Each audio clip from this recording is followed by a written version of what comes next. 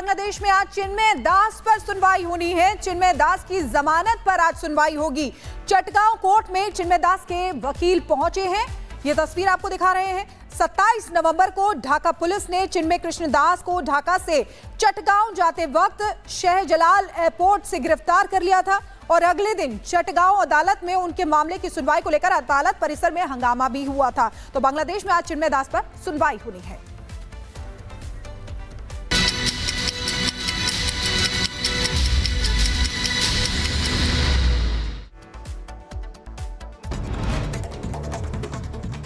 UP के संभल में police चौकी का निर्माण तेजी से जारी है। फिलहाल लेंटर डालने का काम हो रहा है। मस्जिद के सामने बन रही है पुलिस चौकी।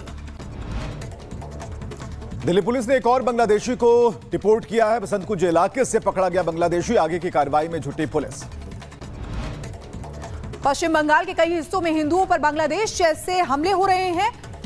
बीजेपी नेता शुभेंदु अधिकारी ने ट्वीट कर दी जानकारी। लिखा, बदमाशों के एक समूह ने हिंदुओं पर हमला किया है। जम्मू कश्मीर के ढांगरी में आतंकवादी हमलों से पीड़ितों को दी गई है श्रद्धांजलि। हमले में 7 लोगों की मौत हो गई थी। हिमाचल के चंबा में होटल के जीएम की ऊंचाई से धक्का देकर हत्या। मामले में 2 पुलिस कांस्टेबल गिरफ्तार हुए हैं। न्यू ईयर पार्टी के दौरान हुआ था विवाद।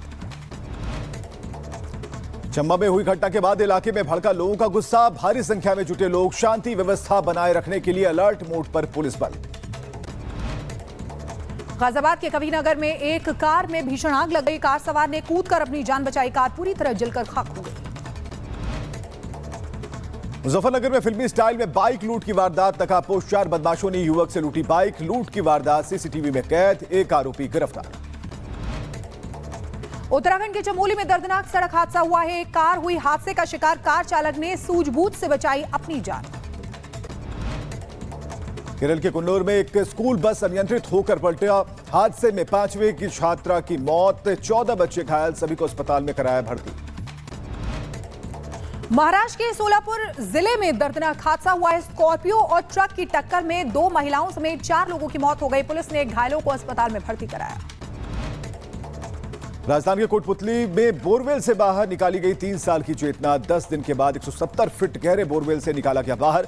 डॉक्टरों ने मृत घोषित किया। हिमाचल के डलहौजी में उमड़ी पर्यटकों की भीड़। बर्फबारी का आनंद लेने के लिए भारी संख्या में पहुंच रहे हैं लोग। सभी पर्यटक बर्फबारी का लुत्फ उठा रहे हैं। चीन सीमा से सटी न्यूती घाटी में भारी बर्फबारी। 27 दिसंबर से फंसे पर्यटकों का किया गया रेस्क्यू। ऋषिकेश में रहने वाले थे सभी पर्यटक। हिमाचल के कुल्लू में भी भारी संख्या में लगी पर्यटकों की भीड़। नए साल का जश्न मनाने के लिए पहुंचे लोग। जम्मू कश्मीर के सोनमर्ग में बढ़ी पर्यटकों की भीड़। नए साल के मौके पर बर्फबारी का लुत्फ उठाने के लिए पहुंच रहे भक्त। हिमाचल के शिमला में बर्फबारी का आनंद ले रहे हैं लोग। आइस स्केटिंग करते नजर आए। भारी संख्या में पहुंचे पर्यटक। जम्मू कश्मीर के श्रीनगर में जमकर हो रही बर्फबारी। माइनस में पहुंचा तापमान। बर्फ से जमी डल झील। दिल्ली में कड़ाके की ठंड से लोगों का बुरा हाल है। दिन ब दिन गिरता जा रहा है तापमान। कई इलाकों में छाई धुंध की परत। यूपी के मुरादाबाद में भी शीतलहर का कहर। ठंड की वजह से घरों में कैद हुए लोग। बचने के लिए लोग ले रहे अलाव का सहारा। यूपी के कानपुर में ठंड की लहर। तापमान गिरने से बढ़ी ठंड। लोगों को कठिनाइयों का सामना करना पड़ रहा है। चीन सीमा के पास न्यूती घाटी में फंसे पर्यटकों का रेस्क्यू। 27 दिसंबर से बर्फबारी के बीच फंसे थे पर्यटक।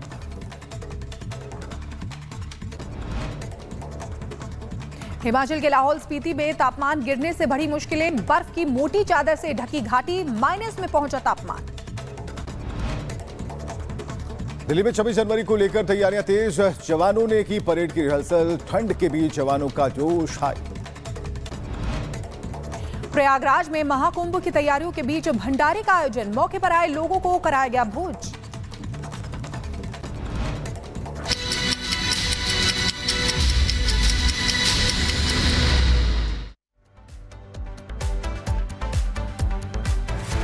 ब्रिटेन में लोगों पर साल के पहले दिन ही आफत की बारिश हो गई। आफत की बरसात के बीच लोगों की परेशानियां बढ़ गई हैं। क्या हुआ है, 1 मिनट की रिपोर्ट में देखिए। 2025 के पहले दिन जब पूरी दुनिया जश्न में डूबी थी, लोग होटलों और पबों में पार्टी कर रहे थे, उस वक्त ब्रिटेन में आसमान से आफत बरस रही थी। वहां के लोगों के लिए नया साल एक नई मुसीबत लेकर आया। दरअसल नए साल के पहले दिन ब्रिटेन में बाढ़ के कारण भारी ट्रैफिक हो गया, जिसके कारण लोगों को यात्रा में भारी मुश्किलों का सामना करना पड़ा। बारिश की वजह से सिर्फ हाईवे ही नहीं बल्कि रेलवे नेटवर्क भी जाम हो गया। हालात ये हो गए कि कई रूट को तो कुछ समय के लिए बंद करने की नौबत तक आ गई। मैनचेस्टर के कई इलाकों में बाढ़ आ गई, जिसके बाद कई घरों को खाली कराया गया। तस्वीरों में देखा जा सकता है कि सड़कें और पार्किंग स्थलों पर कारों की छतें पानी में डूब गई हैं। पानी में फंसे वाहनों को निकालने के लिए बचाव टीम को बुलाया गया। नदी किनारे वाले इलाकों के लिए चेतावनी जारी कर दी गई और स्थिति अभी और बिगड़ सकती है, जिसके बाद सुरक्षा कारणों के चलते पार्टियां और आतिशबाजी रद्द कर दी गयी। Bureau report, Republic Bharat. और उधर बिहार के किशनगंज जिले के जिला शिक्षा अधिकारी नासिर हुसैन ने एक ऐसा आदेश दिया जिससे बिहार की सियासत में भूचाल ला दिया। दरअसल जिला शिक्षा अधिकारी ने स्कूल में उर्दू पढ़ाने का आदेश दिया है, जिसने नए सियासी विवाद को जन्म दे दिया है। रिपोर्ट में पूरी खबर देखिए।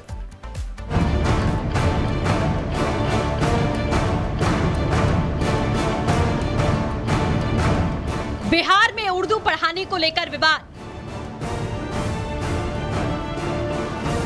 अधिकारी के आदेश पर मचा कलेश। बिहार में नए साल की शुरुआत में ही एक विवाद तूल पकड़ने लगा है। मामला सूबे के मुस्लिम बाहुल्य जिले किशनगंज का है, जहां प्राइवेट स्कूलों में उर्दू पढ़ाने के ऑर्डर को लेकर नाराजगी है, जिस पर स्कूल संचालकों में आक्रोश है, तो वहीं बीजेपी ने भी इसकी कड़ी आलोचना की है। विवाद की शुरुआत सोमवार को जिला शिक्षा पदाधिकारी की तरफ से जारी आदेश से होती है, जिसमें डीईओ नासिर हुसैन की तरफ से जारी आदेश में कहा गया जिले के सभी प्राइवेट स्कूलों में उर्दू पढ़ाई जाए, जिसमें सीबीएसई मान्यता प्राप्त प्राइवेट स्कूल भी शामिल हैं।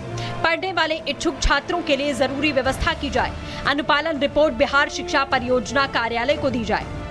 इस दौरान आदेश में डीईओ नासिर हुसैन की ओर से इस बात का हवाला दिया गया कि एक बैठक में उन्हें किशनगंज के विधायक की तरफ से अवगत कराया गया कि अल्पसंख्यक बाहुल्य जिले के बाद भी यहां के प्राइवेट स्कूलों में उर्दू की पढ़ाई नहीं हो रही, जिस पर अधिकारी से जरूरी कार्रवाई करने के लिए कहा गया, जिस पर डीईओ का आदेश आया। वहीं इस मामले में विवाद की शुरुआत हुई, जहां डीईओ के आदेश पर स्कूल प्रबंधनों ने अपनी सहमति जताई, साथ ही इस आदेश को जल्द से जल्द रद्द करने की मांग की। न तो उनको अधिकार क्षेत्र है इनका कि आप कोई भी चिट्ठी सीबीएसई वाले नॉर्म्स को आप दे